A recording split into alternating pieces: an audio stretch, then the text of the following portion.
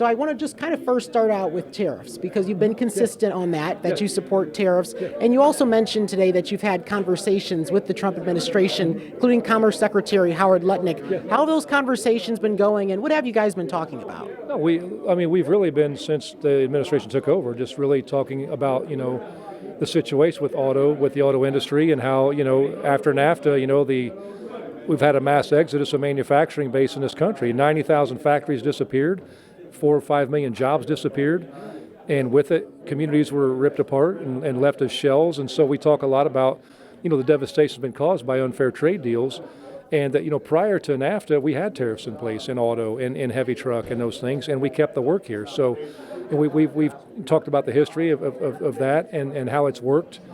And so, when it comes to just blanket tariffs on everything, we're not supportive of that because, to me, we talk about strategic targeted tariffs, in certain industries. And so, we talk a lot about heavy truck industry, and as you see, they've announced November 1st, those will go into effect. Auto, obviously, they jumped on fairly quick. And then we're also talking about agricultural implement tariffs. We have workers at Deere and Case New Holland, and, a lot of that work gets shifted to Mexico and stuff, and driving a race to the bottom. It's all about corporate greed. And so, we basically, we say the same things we've been saying for years, but we've had a lot of really good dialogue with the administration, and they've taken it serious, and they've obviously acted on a lot of what we've talked about. Well, and certainly manufacturing base is kind of disappearing and shrinking isn't a trend that's unique to the U.S. It's certainly something that a lot of highly developed economies globally have experienced. And so what policies would you say can help reverse that trend? Well, I think, obviously, I think tariffs are a tool in the toolbox. What we need is to fix the broken trade laws, the free trade system, and because that's been the free trade disaster is what we call it. To have free trade between nations where one nation has labor standards or pays decent wages and has health care or, pensions and then, environmental, standards, and another nation that has no environmental standards or protections and, pays poverty wages, it drives a race to the bottom. So the biggest key in all this, tariffs are a Band-Aid, they're a tool in the toolbox, but we need to fix the broken trade system in this world. And unfortunately, all the broken trade system and all the trade laws have been written by the corporate people and the corporate class, the billionaire class, to benefit themselves. And the end result of that is we drive a race to the bottom and working class people get left behind. And you see where we are today in this world where, the richest 1% have as much wealth as the bottom 95% of the world's population. That's how we get there. And certainly another big policy change has been that those EV tax credits, they've been allowed to expire. When you see a country like China that has leaned heavily into EVs and is flooding markets in other countries with their EVs, does it concern you that the U.S. is drifting away from EVs? Yeah, it's a concern. That's why we didn't, when we first approached the Biden administration, when they started talking about enacting policy, we weren't going to run from it. We want to embrace it. We believe we believe in a clean environment. We believe, as Walter Reuther said in the early days of the UAW, what good is another $1 an hour or another week's vacation when the lake you go to is polluted and you can't swim in it and you can't drink the water? So, we have to be cognizant of that. And the UAW has always been at the forefront of those issues.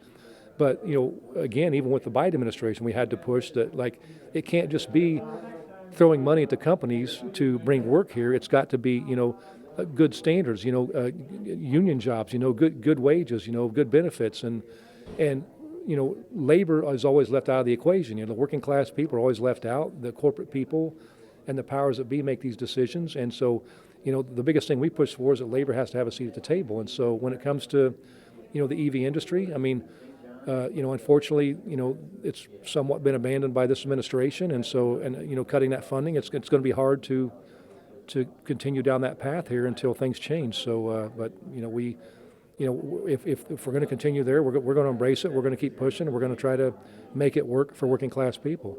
And obviously next year you're going to have an important seat at the table, which is the U.S. Mexico-Canada agreement. It's going to be renegotiated.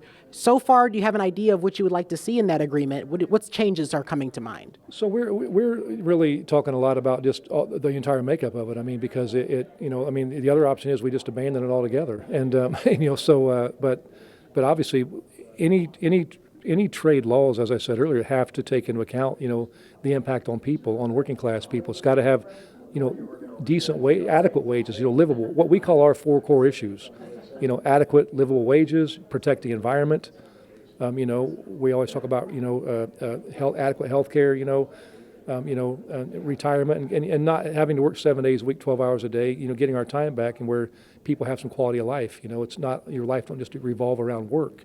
When you go to some of these nations where there aren't a lot of restrictions and there aren't labor unions and good labor laws, people live at the work site. They live at the factory. They basically work, take a nap, and they feed them, and it's basically slave labor. It's so we need to fix the issues with this trade. I remember going back to the 90s when actually before NAFTA went into play, in 92, 93. I remember during the debate with Ross Perot and Bush and Clinton back then, and I remember Perot talking about a social tariff, and which was talking about raising the wage levels and so people could afford to live, and that we're not driving a race to the bottom and destroying the environment in the process. So those are things that we have to fix if with any trade laws. Globally, there's this cost of living crisis, and in the U.S., we're starting to see, of course, the effects of that post-pandemic inflation. Given that Stellantis has just announced this $13 billion investment in the United States, what do you expect the trickle-down to be for workers who are going to be building these products? Well, it's going to be good, just like right here. With getting more product here in Toledo, it's going to be more job security. And we negotiated a great contract, our best contract in our lifetimes, where, the wages and benefits, are second to nowhere. And so that will be good. But it doesn't stop. We have to take every facet of this. We have to look at the supply chain, those jobs that are typically, again, lower wages. And, we need to fix all those things. So we keep pushing in all this, and we've got to keep building that. So it's good news, but we have a lot more work in front of us. There was a member tonight who expressed concern just about, is this something that Stellantis will follow through on? They're kind of uncertain about that. And so what conversations are being had with the automakers, Stellantis in particular, about making a big announcement and then following through with it? Well, we've every time we bargain a contract, and I've seen it my entire career, these companies, we bargain things, and then the companies go to work on how they can back out of it, or try to back out of it. We have to hold their foot to the fire. We've bargained good language in our contract this last time, where we have the ability to strike if they don't honor commitments they made.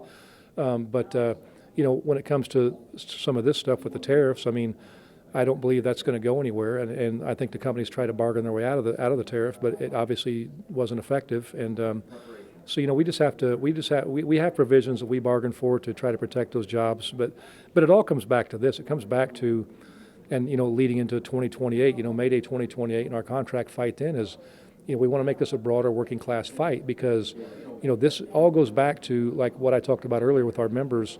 When we talk about the biggest 26 companies we represent members at in 5 different sectors of this union, when they made $560 billion in profits since 2015. And they paid out $530 billion in dividends and buybacks to shareholders, 94% of the profits went to shareholders. And I don't, the investment class and the corporate class will say, oh, you believe workers should get everything. No, I don't believe we should get everything, but our work generates these profits, and we shouldn't starve in the process. We should be able to get our fair share, and so let's say $100 billion of that comes out and goes to fund pensions and health care and those things, and workers have a better quality of life, they're better workers, they're more productive, and the shareholders still get $430 billion in dividends and buybacks. And that's the problem. They want it all, and that's what's got to change. Finally here, there are going to be some important elections coming up. In Michigan, for instance, there's this big U.S. Senate race. What ways do you expect the UAW to be involved in those races? No, we're getting all in on this, because everything that's going on right now in this country, politics drives it all. And so we have to have people, and I'll be honest, we're frustrated with a lot of people in politics right now, and both parties, because it used to be you could take the Democrats, that they would be there for labor, and a lot of Democrats say they're there for labor, but when you get down to it and it's time to support policy that we push, they're not there. And so we're on a mission politically in our union to figure out how we identify the candidates who are going to be there for us, and we're going to get them elected. We're going to work hard. We need to keep control, and we need to take back control in the state of Michigan, and not just Michigan, but nationwide. And so we're going to be really educating our members and really looking at candidates and evaluating that, and and keep working. Well, United Auto Workers President Shawn Fain, thanks for your time. Thanks a lot. Yeah, appreciate it.